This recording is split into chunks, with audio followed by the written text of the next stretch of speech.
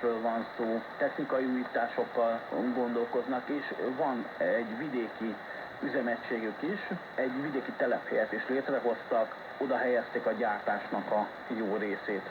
A gyárnak a technológiai szintje az a benyomás, ami nagyon magas jelenleg is, és gondolkoznak a további modernizáción, egyes folyamatoknak a robotizálása is felmerült. 20.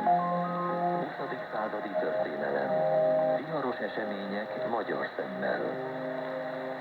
Kedves hallgatóink, a 20. századi történelem mai adásában államosításról és munkavállalói résztulajdonosi programról, vagyis egy magyar gyár 20. századi történetéről beszélgettünk Galambos István történésszel, a Nemzeti Emlékezet Bizottsága hivatalának munkatársával. A műsor munkatársai voltak Horváth Ágnes, Maksai Helga, Nagy Imre, Szőlősi Éva. Írjanak nekünk a 20. kukac mtva.hu címre. Jövő héten kedden újra jelentkezünk. Köszönöm figyelmüket, Horváth Szilárdot hallották.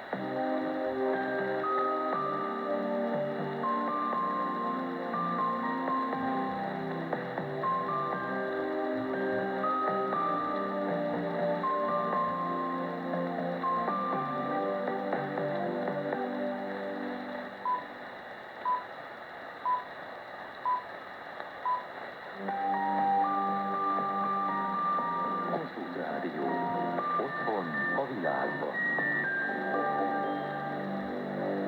21 óra, jó estét kívánok a hírszerkesztő Folyák Adrián nevében is, a mikrofonnál Bordi András. Már 3 millióan kapták meg itthon a vakcinát a koronavírus ellen.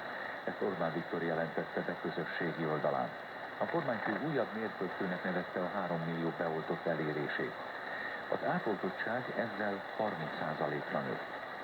Eddig 4.110.000-en jelentkeztek oltásra.